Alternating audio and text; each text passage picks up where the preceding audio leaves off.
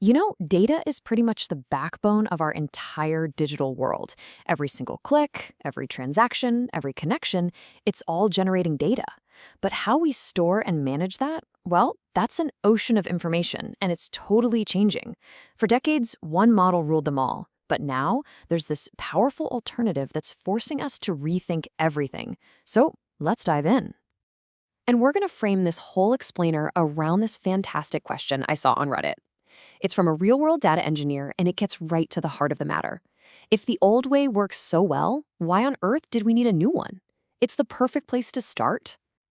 So, to understand the revolution, you first have to understand the empire it challenged.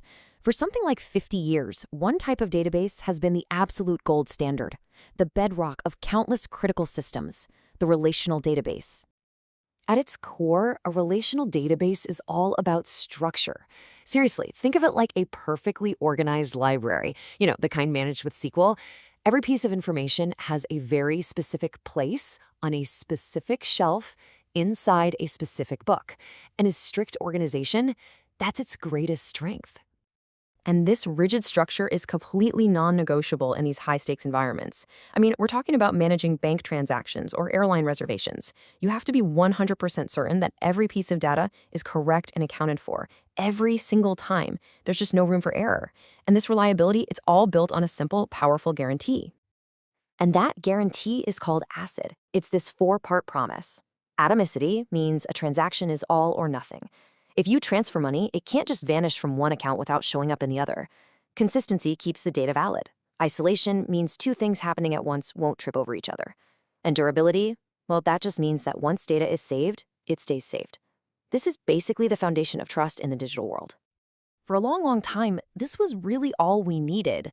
But then, the internet just exploded. The scale, the speed, the sheer variety of data, it all created a whole new set of challenges that the old rules just weren't designed to handle. And this timeline, it shows you the breaking point. Back in the early 2000s, companies like Google and Amazon were dealing with millions of users and just unimaginable amounts of data. Their traditional databases, built on those super strict ACID principles, started to buckle under the strain. So, what did they do? They built their own. And by 2009, this whole new movement had a name. NoSQL. So the crucial thing to understand is why they buckled. Traditional SQL databases, they scale up.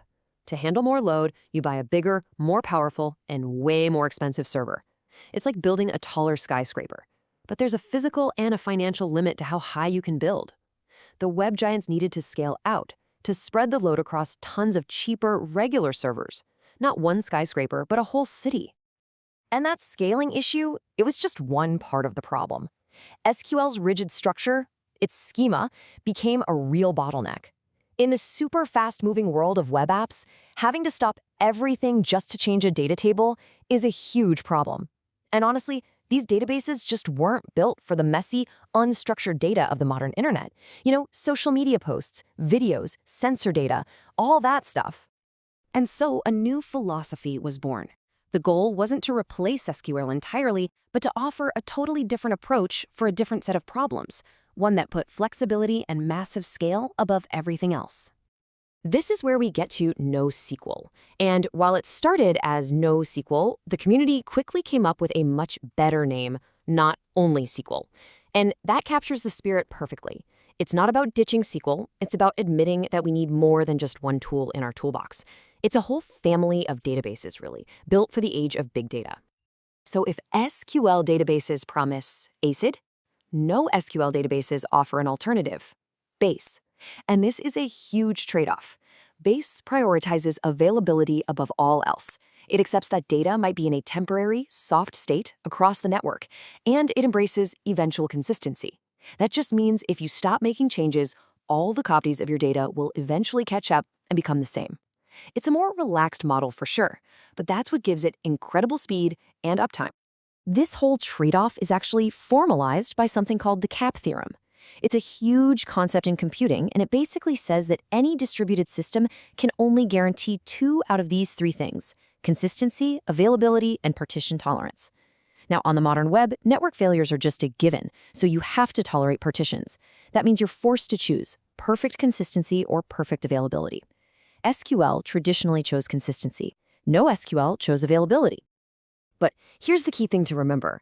NoSQL isn't just one thing. It's a whole diverse family of databases, and each one is optimized for a different kind of problem. Let's take a quick look at the 4 main flavors. First up, we've got document databases. Think MongoDB. These are a huge favorite for modern web apps because they store data in a way that looks a lot like the objects in your code.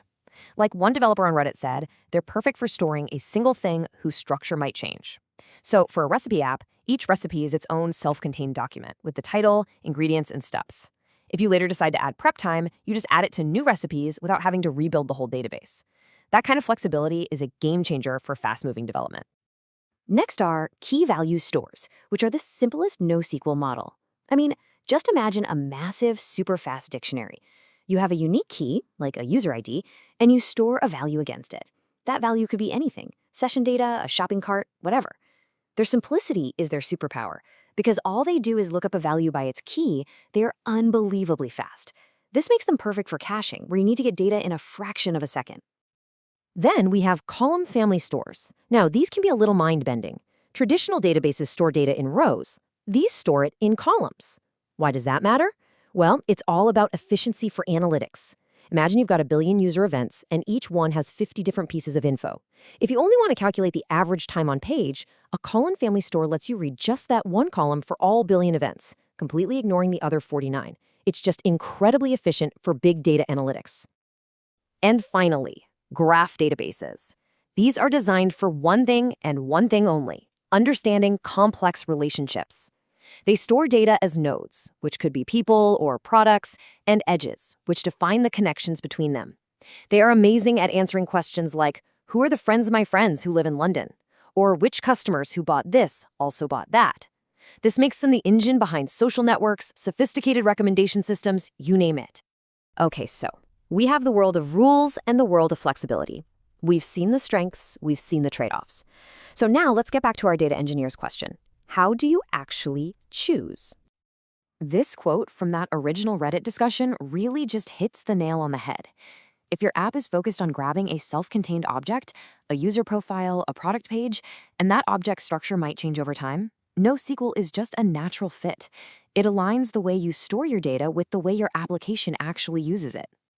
So here it is, your cheat sheet. This is the fundamental divide. SQL gives you a rigid schema, scales up, and guarantees strong consistency. It's built for transactions and data integrity. NoSQL gives you a flexible schema, scales out, and provides eventual consistency. It's built for big data, blazing performance, and apps that need to evolve super quickly. Okay, but here's a very sharp question from that same discussion. Modern SQL databases, like Postgres, are getting really good at handling flexible data formats, like JSON. So is the line blurring? And yeah, the answer is yes, it is, but the distinction still really matters. While you can store JSON in an SQL database, a native NoSQL document database is purpose-built and highly optimized for that exact model, and it'll often give you way better performance at scale for those specific jobs. And that brings us to the most important takeaway of all, really. The debate isn't SQL versus NoSQL anymore. That's old thinking. The modern reality is way more interesting than that. And that reality is called Polyglot Persistence. It's a fancy term for a really simple idea. Use the right tool for the right job. So think of a big e-commerce site. It's probably using a rock-solid SQL database for all the financial transactions, a flexible document database for its product catalog, a lightning-fast key-value store to manage your shopping cart, and a graph database to power its recommendations. They all work together, each one playing to its unique strengths.